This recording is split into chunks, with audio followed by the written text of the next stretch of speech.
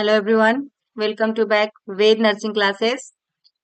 हम इस वीडियो में डिस्कस करने वाले हैं अभी आपका पीडियाट्रिक नर्सिंग से आपका स्किल बेस्ड क्वेश्चन यानी क्लिनिकल केस बेस्ड क्वेश्चन या फिर कहें हम प्रैक्टिस बेस्ड क्वेश्चन हम डिस्कस कर रहे थे। लास्ट क्लास में हमने 5 नंबर क्वेश्चन तक हम सॉल्व कर चुके हैं। अभी हम 6 नंबर से लेकर 20 नंबर क्वेश्चन तक सॉल्व करेंगे। देन आपका आज जो है इवनिंग तक पूरी इसकी वीडियो अपलोड कर दी जाएंगे। इसमें टोटल आपका 60 to 70 क्वेश्चन है जो सारे अपलोड कर दी जाएंगी। देन उसके बाद इमेज बेस्ड क्वेश्चन आपका एमएसएन से जो क्वेश्चन बच जाएंगे क्लिनिकल केस बेस्ड क्वेश्चन सारे अपलोड कर दी जाएंगी 2-3 दिन के अंदर सारे के सारे। एंड आप लोग को मेरे चैनल पे जितने भी वीडियो अपलोड की गई है, बहुत सारे स्टूडेंट की कमेंट आ रहे हैं कि मैम मुझे नहीं मिल पा रहा है, तो आप मेरे चैनल पे पहले जाइएगा। देन उसमें एक प्ले लिस्ट होगा, प्ले लिस्ट बना है, उस प्ले लिस्ट में आपको क्या करना है, क्लिक करना है।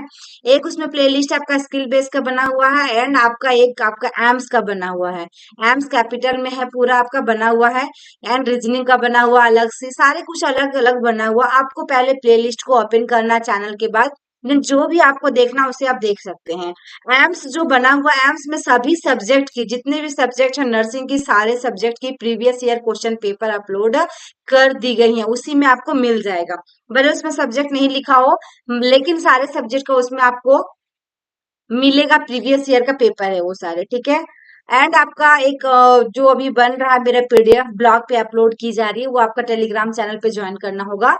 यदि ये फर्स्ट टाइम विजिट कर रहे हैं तो टेलीग्राम पे ज्वाइन कीजिए। देन उसमें एक ब्लॉग चैनल का लिंक जाएंगे या फिर एक ब्लॉग जो बना हुआ है उस ब्लॉग पे डेली बेसिस पे वीडियो 2 या 3 वीडियो अपलोड कर दी जाएंगी। जैसे कि आज हमने फंडामेंटल ऑफ नर्सिंग की उसमें अपलोड कर दी गई, जिसमें आपका 40 क्वेश्चन लिए गए, वेरी वेरी इंपॉर्टेंट क्वेश्चन जो आपके एग्जाम में आने की चांसेस हैं। तो आप उस ब्लॉग पे विजिट करके भी क्वेश्चन को आप देख सकते हैं, ठीक है। तो यहाँ पे हम डिस्कस करते हैं 6 नंबर क्वेश्चन से, जो वेरी सिंपल क्वेश्चन पूछा गया है। और ये क्वेश्चन देखिए इंपॉर्टेंट क्वेश्चन है, ये पिछले बार भी एग्जाम में पूछ चुका टोडलर वाला। इस बार आपका इसमें क्या है देखिएगा 6 नंबर में। After a class on growth and development, students identify which age groups, primary psychosocial tasks as identity, देखिएगा identity development, क्या है identity development है इसमें। तो 4 ऑप्शन दिया गया है, राइट आंसर इसमें क्या होना चाहिए। ऑप्शन ए में इन्फेंसी है, बी में टोडलर है, सी में स्कूल गोइंग है, डी में एडोलसेंस है, ठीक है ना। यहाँ क्वेश्चन में पूछा गया after a class on growth and development, class के बाद जो ग्रोथ एंड डेवलपमेंट और स्टूडेंट आइडेंटिफाई करना which group primary psycho social task जो आइडेंटिफाई करना डेवलपमेंट की कौन से ग्रुप में ये जाएंगी। राइट आंसर इसमें क्या आएगा आपका। यदि आपको ज्यादा कंफ्यूजन होती ढूंढने में डियर, तो एक नंबर दे रहे हैं आपको हम 89, देखिएगा 89 299, ठीक है 299 87 853, इस नंबर पे आप एसएमएस कर सकते हैं, व्हाट्सअप कीजिएगा ओनली 89 299 87 853। जो भी क्वेरी हो आप इस पे व्हाट्सअप कर सकते हैं, ठीक है। तो यहाँ पे राइट आंसर जो होगा आपका, देखा जाए अकॉर्डिंग टू एरिक इरेक्शंस के अनुसार ये दिया गया है आइडेंटिटी डेवलपमेंट। आइडेंटिटी डेवलपमेंट या फिर आइडेंटिफाइड, ये भी चीजों का आपको ध्यान रखना होगा। तो ये क्वेश्चन थोड़ा घुमा कर पूछता है डियर। तो राइट आंसर इसमें क्या होगा आपका, ऑप्शन क्या आएगा इसमें, एडोलसेंस आएगा, यानी कि डी ऑप्शन इसमें राइट आएगा, ठीक है। कि अभी मैं कुछ देर पहले कम्युनिटी पोस्ट में पोस्ट की हूँ, तो उसमें सारे स्टूडेंट का कमेंट टोडलर आ रहा है, लेकिन टोडलर उसमें नहीं आएगा। राइट आंसर इसमें एडोलसेंस आएगा। देखा जाए as per the Erikson psycho social development identity जो है विस रोल कंफ्यूजन, ये भी रह सकता है एग्जाम में आपका वीएस रोल कंफ्यूजन। यदि रोल कंफ्यूजन ना हो तो आइडेंटिटी से रहेगा, आइडेंटिफाई रहेगा। साइको सोशल, तो राइट आंसर क्या करना है आपको, एडोलसेंस करना है। सीन इन एडोलसेंस में देखने को मिलता है। अब यहाँ पे हम बात करेंगे इसमें 5-6 पॉइंट डियर, जिसमें से आपका 0 से 1 साल तक, यानी कि इन्फेंसी जो एज ग्रुप होता है 0 to 1 ईयर, ठीक है ना, जिसको हम इन्फेंट या इन्फेंसी एज ग्रुप कहते हैं। इसमें क्या होता है आपका बेसिक ट्रस्ट होता है, बेसिक ट्रस्ट वीएस क्या होता है, मिसट्रस्ट, ठीक है ना। ट्रस्ट और मिसट्रस्ट याद रखिएगा, तो आपका किस में जाएगा, 0 से 1 साल के बच्चे में जाएगा, ठीक है।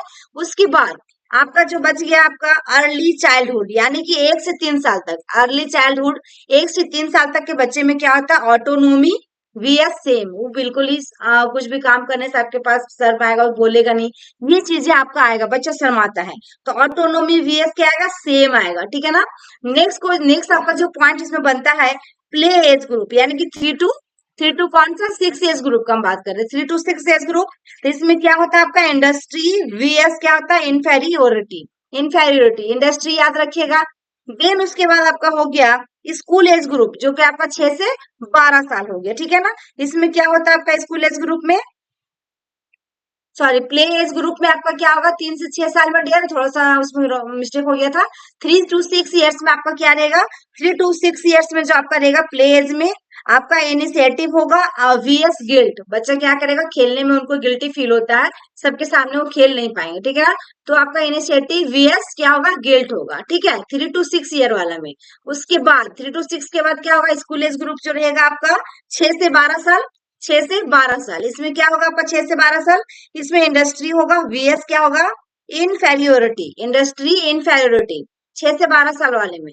उसके बाद आपका कौन सा बच गया, 12 से 19 साल, इसमें क्या होगा, आइडेंटिटी, आइडेंटिटी जो कि अभी हम लोग देखे अडोलसेंस वाला में, आइडेंटिटी वीएस क्या होगा, कंफ्यूजन होगा, जो यहाँ पे दिया गया है आइडेंटिटी वीएस क्या होगा, कंफ्यूजन होगा, ये किस में होगा, अडोलसेंस एज ग्रुप में, यानी कि 12 से 19 साल तक।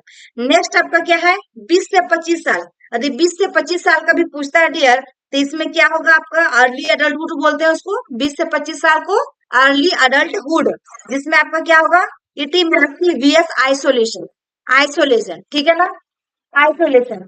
देन उसके बाद आपका क्या है, अडल्टहुड की बात किया जाए, अडल्टहुड में क्या होता है आपका, अडल्टहुड जो होता है 26 से लेकर 64 साल तक, इसमें क्या होगा आपका जनरेटिविटी वीएस एस्टिग्नेशन, एस्टिग्नेशन। देन उसके बाद आपका बात किया जाए ओल्ड एज ग्रुप, यानी कि 65 साल का या डेथ तक आपका क्या होगा, integrity VS despair. Very very important question है ये, एक क्वेश्चन से एक क्वेश्चन आपका आएगा इसी में से, रैशनल से आपका एक क्वेश्चन तो डेफिनेटली आएगा। आपको जीरो से लेकर मतलब यानी कि बर्थ से लेकर डेथ तक पूरा इसको फार्मूला को देख लेना है, इरेक्शन आपका अकॉर्डिंग टू इरिक इरेक्शन के अनुसार कि क्या क्या उसमें आएंगे, एक क्वेश्चन यहाँ से आपका आएगा। नेक्स्ट क्वेश्चन आपका है, mother complain about the temper क्या है, tantrum behaviour of her 3 years old child to a nurse, most appropriate response from nurse is, most appropriate क्या है, एप्रोप्रिएट रिस्पॉन्स फ्रॉम किसे, नर्स से। आपका क्या टेम्पर टेंट्रम बिहेवियर कर रहा कौन सा बच्चा है, 3 साल का बच्चा है, जिसमें से क्या रिस्पॉन्स रहेगा नर्स के द्वारा, तो punish the child whenever the unwanted behaviour occurs, या फिर it is normal age per her age group, या set limit on our behaviour, या फिर इग्नोर करना होगा child completely whenever the unwanted behaviour. तो राइट आंसर इसमें क्या होगा, आप लोग भी सोचे इसमें राइट आंसर क्या हो सकता है, तो इसमें आपका ऑप्शन सी आएगा, सेट लिमिट ऑन बिहेवियर। उनको क्या करना है, set limit on behaviour. Being consistent and setting limit on the child behavior are necessary to control behavior of toddler। इसमें क्या होगा, यदि उसकी बिहेवियर्स को आप एक लिमिट कर दीजिएगा, आपको ये करना है, छोटे बच्चे के साथ यही होता है ना कि कभी इधर उधर चल रहे हैं या फिर कुछ तोड़ फोड़ कर रहे हैं, तो ये चीजें आपका कंट्रोल रखेगा। Then ignore and punishing a child may not be helpful to control behaviour as they have some देखिएगा unseen effect on their later behaviours, ठीक है ना। तो इसलिए राइट आंसर क्या हुआ आपका, ऑप्शन सी हुआ। नेक्स्ट क्वेश्चन की ओर मूव करते हैं, after a class on first aid teacher, first aid के बारे में क्या हो रहा है, क्लास के बाद teacher understood that her class was effective if the students identify which has not a cardinal sign of stalking, not a cardinal sign of chalking। कौन सा एक ऑप्शन है जो कि कार्डिनल साइन का एक आपका चॉकिंग का कार्डिनल साइन नहीं आएगा, तो इनएबिलिटी टू स्पीक या साइनोसिस या कोलैप्स या फिर गैस्पिंग, चार ऑप्शन दिया गया डियर, राइट आंसर क्या आएगा इसमें, ऑप्शन डी आएगा गैस्पिंग, ठीक है। यहाँ पे फर्स्ट 3 ऑप्शन जो आपका कार्डिनल साइन है, गैस्पिंग इज नॉट या कार्डिनल साइन ऑफ चॉकिंग, ये चीजें हो गई। नेक्स्ट क्वेश्चन आपका है, nurse is teaching to a group of mothers who children are affected with cystic fibrosis, किस क्या हो रहा है आपका, अफेक्टेड विद किसके साथ में, cystic fibrosis. Nurse could understand teaching was effective if parents correctly identify the incorrect statement। यहाँ पे क्या पूछा, इनकरेक्ट स्टेटमेंट अबाउट किसके रिगार्डिंग, सिस्टिक फाइब्रोसिस, किसके रिगार्डिंग है आपका, सिस्टिक फाइब्रोसिस। चार ऑप्शन दिया गया डियर, इसमें राइट आंसर क्या होगा आपका, वेरी वेरी इंपॉर्टेंट क्वेश्चन है, देखिए आप लोग भी इसमें राइट क्या हो सकता है, राइट इसमें क्या आ सकता है।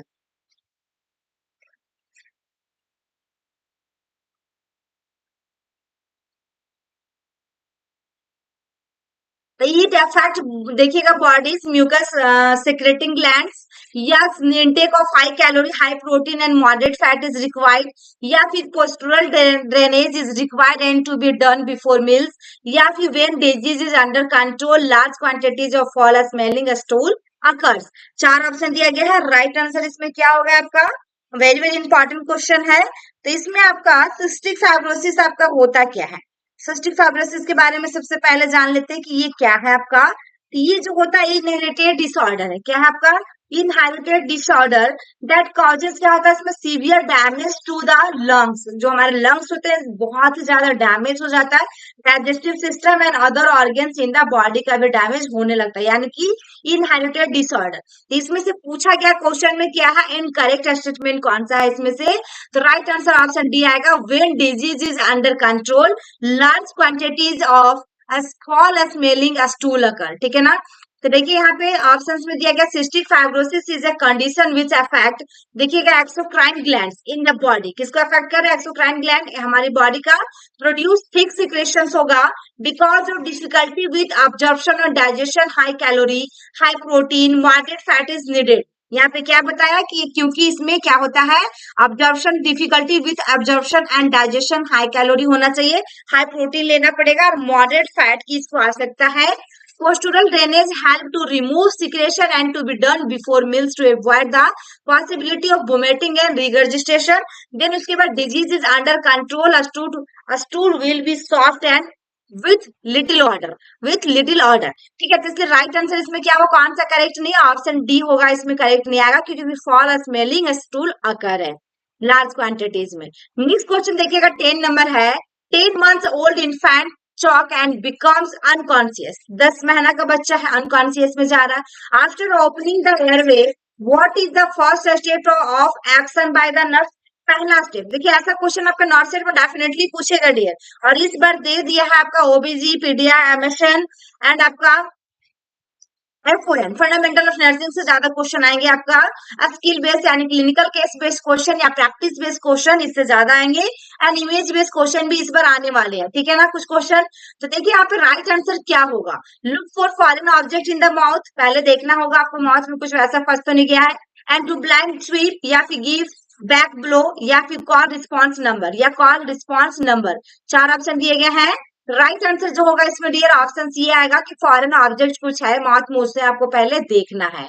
One the airways is open the look for foreign object in the mouth, blind sweep are not recommended, यहाँ पे दिया गया है ना ब्लाइंड स्वीप बहुत ज्यादा जरूरत नहीं है। If foreign objects are not visible तो देन बैक ब्लोज इंडिकेट, आपको क्या करना होगा, पीछे की ओर ब्लो करना होगा, आपको ये इंडिकेट करना होगा ताकि आपको विजिबिलिटी नहीं हो रहा है। तो नेक्स्ट क्वेश्चन देखिएगा, nurse is collecting history of your child admitted with rheumatic fever, क्या आपका रोमेटिक फीवर है, while collecting history which among the following information is most important, information is most important, option C में क्या, recent travel history to restricted countries, sorry, B में क्या, recent history of viral infections, सी में recent episode of pharyngitis, D में lack of interest in food, D में lack of interest in food, चार option दिया गया है। राइट आंसर इसमें आपका क्या आएगा, नर्स इज कलेक्टिंग हिस्ट्री, जब हिस्ट्री कलेक्ट कर रही है नर्स के द्वारा किया जा रहा है, चाइल्ड एडमिटेड है रोमेटिक फीवर के साथ, वो प्रॉब्लम में आया है, व्हाइल कलेक्टिंग हिस्ट्री जब दिया कि among the following information most important, कौन सा होगा उसके बीच की जो भी इंफॉर्मेशन मिला सबसे ज्यादा इंपॉर्टेंट कौन सा होगा। तो राइट आंसर इसमें क्या आएगा, चार ऑप्शन दिया गया है, वेरी वेरी इंपॉर्टेंट क्वेश्चन, आप लोग भी सोचे इसमें राइट आंसर क्या हो सकता है।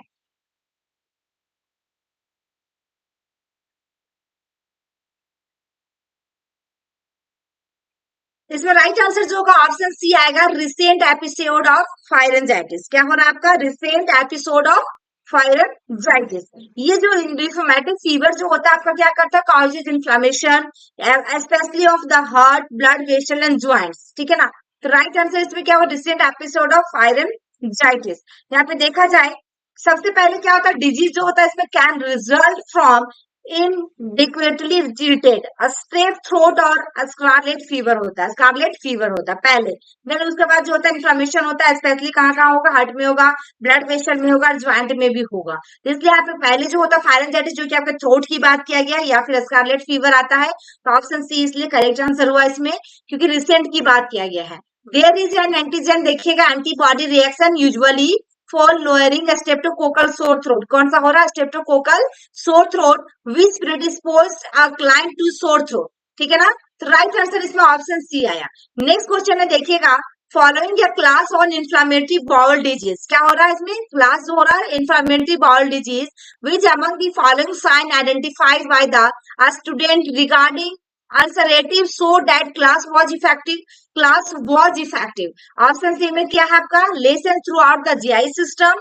बी में है देखिएगा कोलेस्टोन अपीयरेंस। देन सी में है strictures and feature are present, and D में प्रोफ्यूज डायरिया। डी में आपके पास है प्रोफ्यूज डायरिया।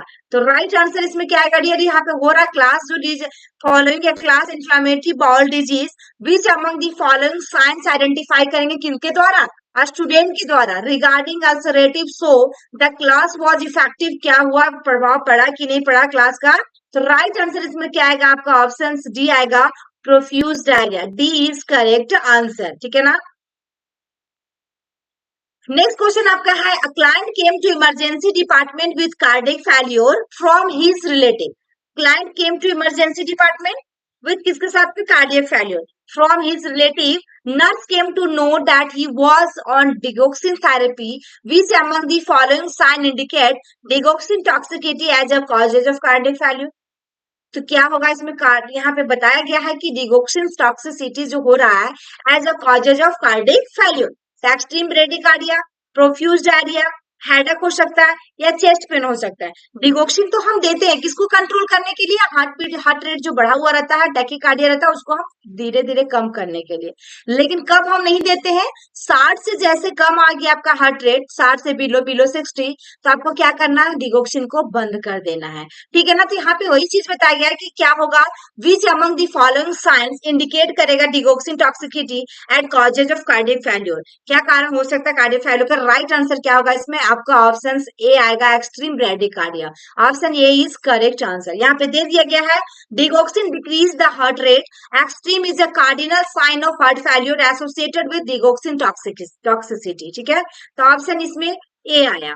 नेक्स्ट क्वेश्चन देखिएगा, labour room nurse was assessing a baby following term delivery. Labour room nurse was assess कर रही है बेबी फॉलोइंग टर्म डिलीवरी, यानी कि पूरा मंथ कंप्लीट हो गया, टर्म बेबी है। विच among the following characteristics will be present in the baby. Which among the following, निम्नलिखित में से कौन सी विशेषताएं होंगे जो बेबी के अंदर प्रेजेंट रहेगा। तो baby is in expanded posture. B में आपका है लेगुना is covering most of the body part, lanugo. And C में ear cartilage has poor recoiling capacity. And D में सोल देखिएगा, creases covering the entire foot. क्योंकि यहाँ पे क्वेश्चन में आया डियर टर्म बेबी है, यही पॉइंट को आपको इसमें क्या करना है, ध्यान देना है। तो इसके अनुसार क्या हो सकता है बेबी में प्रेजेंट, आप लोगों को तुरंत सोचना है कि बेबी एक्सटेंडेड पोस्चर या लैनुगो कवर रहेगा पूरा बॉडी में, एंड आपका ईयर कार्टिलेज होगा पुअर हो सकता है, या सोल देखिए क्रियासिस कवरिंग द एंटायर फुट। तो राइट आंसर क्या होगा डियर इसमें, ऑप्शन आपका ऑप्शन डी आएगा, soul creases covering the entire फूट। पूरा में आपका क्या रहेगा, फूट में आपका पूरा का पूरा कवर किया रहेगा। तो राइट आंसर ऑप्शन डी आएगा। यहाँ पे देखा जाए, sole creases covering the entire foot is the characteristics of the term delivery. All other option are the characteristics of the babies का है, लेकिन टर्म बेबी का पूछा जाए तो आपका क्या है कि आपका foot is the characteristics of the term delivery, यानी कि sole creases covering. Next question है, paediatric ICU nurse was performing suction on a child. क्या कर रही थी, बच्चे को सक्शन की जा रही है। फॉलोइंग सक्शन से देखा जाए, which among the following findings needs to be observe in the child, क्या ऑब्जर्व किया जाएगा सक्शन के दौरान। तो सबसे पहले ब्रैडिकार्डिया या टेकिपनिया या हाइपरटेंशन या जर्किंग मूवमेंट, चार ऑप्शन दिया गया, क्या हो सकता है इसमें। राइट आंसर इसमें ऑप्शन सी आएगा, ब्रैडिकार्डिया, यानी कि उसका हार्ट रेट लो ना हो जाए। यहाँ पे bradycardia following suction is an expected finding because of the vagal stimulation. क्या होता है बिकॉज, किसके लिए आपका वेगल स्टिमुलेशन, ठीक है ना। नेक्स्ट आपका क्या, other given option the not या नॉर्मल ऑब्जर्वेशन फॉलोइंग इंस्ट्रक्शंस। जो भी आपका दिया गया है ये सारे, जैसे कि आपका टैकीपीनिया, हाइपरटेंशन, जर्किंग मूवमेंट, ये सब क्या है, नॉर्मल नहीं है। कब, आप जब सक्शन कर रहे हैं तब, ठीक है।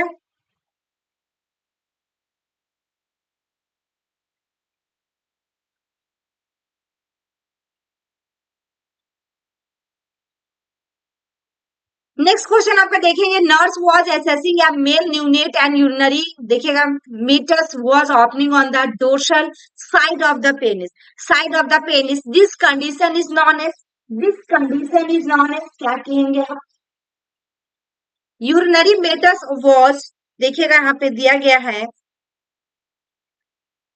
Opening on the dorsal side of the penis, opening जो है dorsal side of the penis का, this condition is known as, क्या कहलाएगा, फीमोसिस कहलाएगा, या एपिस्पेडिस कहलाएगा, या हाइपोस्पेडिस कहलाएगा, या क्रैप्टो, देखिएगा, क्रिडिजम कहलाएगा। इससे एक क्वेश्चन आएगा डियर, ये चार ऑप्शन जो दिया गया है ना, इससे एक क्वेश्चन आपका डेफिनेटली एग्जाम में पूछा जाएगा। तो राइट आंसर इसमें जो होगा आपका ऑप्शन बी आएगा, epispadias, B is correct answer. यहाँ पे क्या पूछा गया है कि was opening on the dorsal side, लेकिन आपका किसका, पेनिस का, तो this condition in known as, तो यहाँ पे देखा जाए urinary meatus on the dorsal aspect is known as epispadias, urinary meatus ऐसे पूछेगा तो आपका क्या होगा, एपिस्पेडिस होगा। And on the ventral side is known as, क्या होगा, हाइपोस्पेडिस, यदि वेंट्रल साइड पूछ देता है तो। देन उसके बाद फीमोसिस किसे कहते हैं, is a condition in which foreskin is too tight, foreskin जो रहेगा too tight to be pulled back over the head of the penis. Then उसके बाद क्राइप्टोक्रिटिज्म क्या होगा, ये कंडीशन जो होता है which one or both of the testes fell to descends from the abdomen into the scrotum, ठीक है। ये चारों के चारों के बारे में यहाँ पे बता दिया गया है, इसे आप स्क्रीनशॉट भी ले ले सकते हैं, एंड इसकी पीडीएफ आपको अवेलेबल करवाई जाएंगी ब्लॉग पे ही। नेक्स्ट क्वेश्चन यहाँ पे देखा जाए, CPR was going on in NICU, CPR was going on in NICU after 30 seconds of chest compression, heart rate was 52 breath per minute. Adrenaline injection given to the baby. What is the normal expected finding following the injection? Normal क्या finding कर सकते, क्या expect कर सकते हैं कि बच्चा का CPR दिया जा रहा है, लेकिन कहाँ पे, NICU में, और 30 सेकेंड ऑफ चेस्ट कंप्रेशन की जा रही, तो हार्ट रेट उसका कितना मिला, 52 मिला। तो एड्रेनलिन इंजेक्शन दिया गया बच्चे को, तो इंक्रीज इन हार्ट रेट, या हाइपोटेंशन, या पोलीयूरिया, या सेडेशन, चार ऑप्शन दिया गया। राइट आंसर इसमें क्या आएगा, तो ऑप्शन ये इंक्रीज इन हार्ट रेट, क्या होगा, हमारा हार्ट रेट उसमें बढ़ेगा। देखिएगा, एड्रेनलिन और एपिनेफ्रिन इंजेक्शन जो होता है given to treat severe bradycardia and hypotension के लिए। हम क्यों देते हैं एड्रेनलिन और एपिनेफ्रिन इंजेक्शन, इससे रिलेटेड देखिए डियर, एड्रेनलिन हो गया और एपिनेफ्रिन से एक क्वेश्चन आपका तो रखा हुआ नर्सिंग में, एक क्वेश्चन इससे तो आएगा ही आएगा, पिछले बार भी क्वेश्चन पूछा गया है। तो यहाँ पे देखिएगा, गिवन टू ट्रीट सीवियर किसको, ब्रैडिकार्डिया आदि रहता है, हार्ट रेट कम है, हाइपोटेंशन में भी, ठीक है ना। And following injection normal expected finding is rise in BP and heart rate, adrenaline decreases renal blood flow, किसको कम करता है, decreases renal blood flow, and causes decreases in urine output, इसका कारण भी क्या हो जाता है, यूरिन का आउटपुट क्या हो, कम हो सकता है। It stimulates alpha and beta, देखिएगा, adrenergic receptors, so sedation can not be expected. अब सेडेशन जो हो रहा है इसको आप एक्सपेक्टेड नहीं कर सकते, इसको एक्सेप्टेड नहीं कर सकते, एक्सपेक्टेड, ठीक है ना, ऑप्शन डी को आप नहीं कर सकते हैं। तो राइट आंसर इसमें क्या आया, हमारा हार्ट रेट इंक्रीज, मतलब कि increase in heart rate. Next question है, देखिएगा 18 नंबर, a mother with her 15 months old child came to developmental clinic with the concern that her child is not at walking, the nurse working in the clinic understood that according to the Whenever development screen, the median age for walking is, the median age for walking is, माता क्या बोली है कि 15 महीना का बच्चा है, जो कि मेरा बच्चा अभी तक चल नहीं पाया है, नॉट एट वॉकिंग, है ना, अभी तक वॉकिंग नहीं कर रहा है। तो आपका डेवलपमेंट, डेनवेयर डेवलपमेंट स्क्रीन के अकॉर्डिंग नर्स के द्वारा क्या बताया गया, तो 12 मंथ में, 15 मंथ में, 18 मंथ में, या 24 मंथ में। तो राइट आंसर इसमें क्या होगा, एक साल में सभी बच्चे इसके अनुसार चलने लगेंगे। यहाँ पे देखिएगा, according to Denver development screen the median age for walking is 12 months and the concern of mother is genuine and baby needs further assessment, ठीक है ना। तो एक साल में जो होगा इनके अनुसार बच्चे वॉकिंग करने लगते हैं। नेक्स्ट क्वेश्चन है, देखिएगा, nurse receive baby following lumbar puncture, Procedure, which position need to be give to the baby in post procedure period, कौन सी पोजीशन में रखना होगा लंबर पंचर के लिए? The supine position, prone position, Fowler position, knee chest position. तो right answer क्या होगा? Supine position. Following lumbar puncture baby has to be place in supine position to prevent किसके लिए? Post lumbar puncture headache. Increasing fluid intake will replace the lost fluid during the time. तो right answer क्या हुआ इसमें? Supine position. Next and last देखिएगा question है आपका, nurse educator was explaining to a junior nurse about iron deficiency anemia. क्या है about iron deficiency anemia? Nurse educator can identify her class was effective if junior nurse identify incorrect statement regarding iron deficiency anemia के बारे में आपको चार options में कौन सा ऑप्शन है जो कि इनकरेक्ट है, यानी कि एनीमिया के बारे में या फिर आयरन जो दे दी जा रही है, एजुकेट जो किया जा रहा है, एक्सप्लेन जो किया जा रहा है जूनियर नर्स के द्वारा आपको आयरन डेफिशिएंसी एनीमिया के बारे में। तो macrocytic anaemia, decrease total iron binding capacity, या डिक्रीज एमसीवी, या डिक्रीज हीमोग्लोबिन, या डिक्रीज हीमोग्लोबिन। तो चार आंसर दिया गया डियर। राइट आंसर इसमें क्या आएगा? राइट आंसर इसमें आपका क्या आएगा?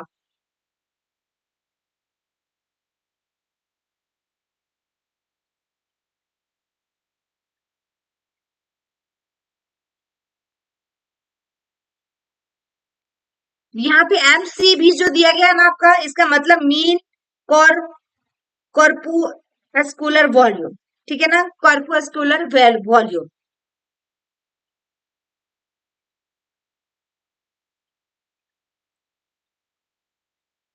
तो यहाँ पे decrease total iron binding capacity, right answer होगा option B. In the child with iron deficiency anaemia the blood study result most likely would reveal decreases mean, देखिएगा कॉर्पुस्कुलर वॉल्यूम, यही है चीज आपका जो कि आपका एम, देखिएगा यहाँ पे दिया गया ना एम सी भी का फुल फॉर्म, ठीक है ना। डिक्रीज हो गया आपका corpuscular volume, MCV which demonstrate macrocytic anaemia, decrease haemoglobin, decrease haematocrit and elevated total iron binding capacity. क्या होगा? टोटल आयरन बैंडिंग कैपेसिटी रहेगा तो क्या होगा? वो बढ़ेगा।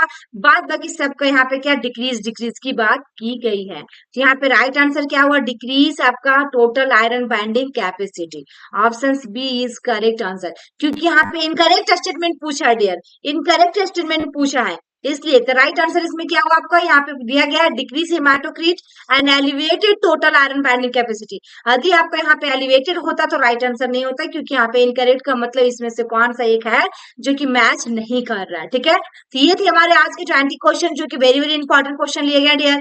आई होप कि मेरी वीडियो आपको अच्छी लगी हो तो लाइक कीजिएगा, शेयर कीजिएगा अपने फ्रेंड सर्कल में, एक प्यारा सा कमेंट जरूर करें। आपकी कमेंट आने के बाद मुझे बहुत ही ज्यादा मोटिवेशन मिलती है, जिससे मैं आप लोग के लिए और अच्छे अच्छे मैं सोच पाती हूँ, ताकि मेरे को कौन सी कंटेंट यहाँ पे अपलोड करनी चाहिए जिससे आपका नॉट सेट क्लियर हो सके, जो भी आपकी सपना हो आप उसको अपना साकार कर सके। Thank you.